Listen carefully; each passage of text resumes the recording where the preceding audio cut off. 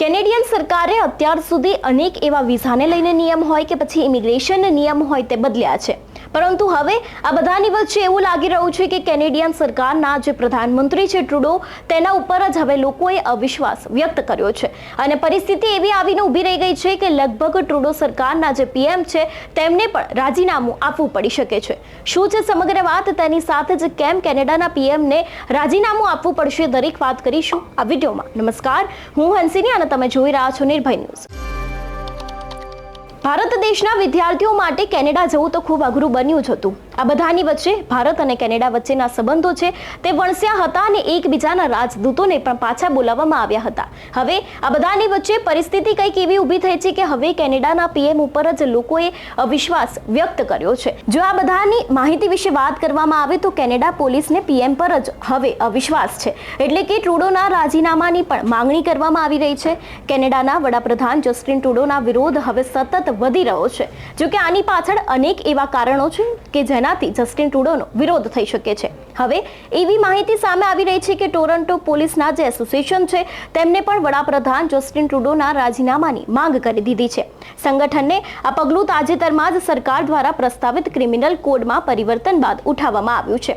એટલે હવે ત્યાંની જે લોકલ પોલીસ છે અથવા તો ત્યાંની જે ટોરન્ટોની પોલીસ છે તે લોકો પણ અત્યારે હાલ પીએમ ટ્રુડો છે તેના રાજીનામાની માંગ કરી રહ્યા છે. જોકે આની પાછળ અનેક એવા કારણો હોઈ શકે છે કે કયા કારણથી જે આ પીએમ છે તેનું રાજીનામું સામે આવી શકે છે, પરંતુ હવે આ બધાની વચ્ચે લગભગ જે સરકાર હતી તેમાં જ હવે વિરોધ પ્રદર્શન થઈ રહ્યો હોય તેવું સામે આવ્યું છે.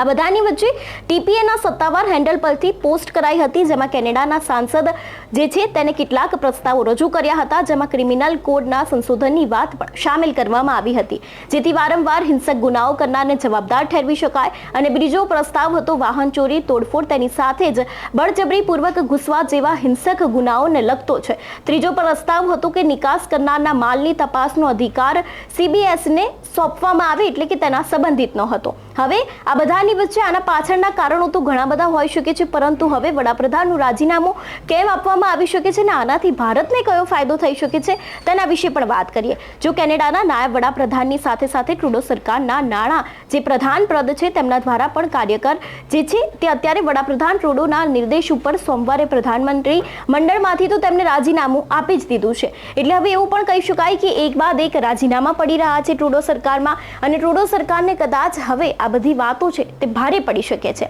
અહીંયા સવાલ એક દરેકના મનમાં એ જ છે કે જો ટ્રુડો સરકાર દ્વારા રાજીનામું આપવામાં આવશે તો તેનો ફાયદો ભારતને શું થવાનો છે.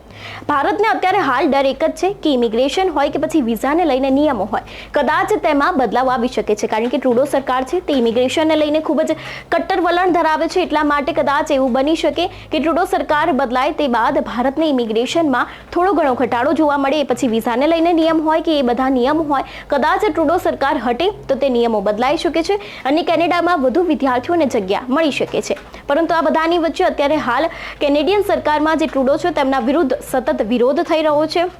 હવે આ વિરોધમાં અહીંયા સવાલ એક એ જ છે કે શું પીએમ ટ્રુડો છે તેમને રાજીનામું આપવું પડશે કે કેમ. તેની સાથે જ જો રાજીનામું આપશે તો ભારતને કયા ફાયદા થઈ શકે છે, અને ભારતને ફાયદા થઈ શકે છે તો પછી ત્યાં કેનેડામાં ભારતીય વિદ્યાર્થીઓની સંખ્યા છે તેમાં પણ લગભગ વધારો થઈ શકે છે. હવે આ બધાની વચ્ચે ત્યાંના વિઝાના નિયમ હોય, ઇમિગ્રેશનના નિયમ હોય, તેમાં તો બદલાવ આવ્યા છે, પરંતુ જો ટ્રુડો સરકાર કદાચ હટી જાય તો કદાચ આ નિયમો છે તેમાં કદાચ બદલાવ આવી શકે છે, અને બદલાવ આવતાની સાથે જ ઇમિગ્રેશન હોય કે પછી વિઝાને લઈને નિયમ હોય તેમાં પણ મોટા ફેરફારો થઈ શકે છે. ત્યારે તમારું શું માનવું છે આ વિષયને લઈને કે શું હવે જસ્ટિન ટ્રુડોને ત્યાં રાજીનામું આપવું પડશે, અને ત્યાંની જ પોલીસ તેમના વિરોધમાં અત્યારે પ્રદર્શન કરી રહી છે, તેને લઈને તમે શું વિચારો છો અમને કમેન્ટ કરીને ચોક્કસથી જણાવજો. તેની સાથે જ અમારી ચેનલ એટલે કે નિર્ભય ન્યૂઝને લાઇક અને શેર કરવાનું ભૂલતા નહીં. નમસ્કાર.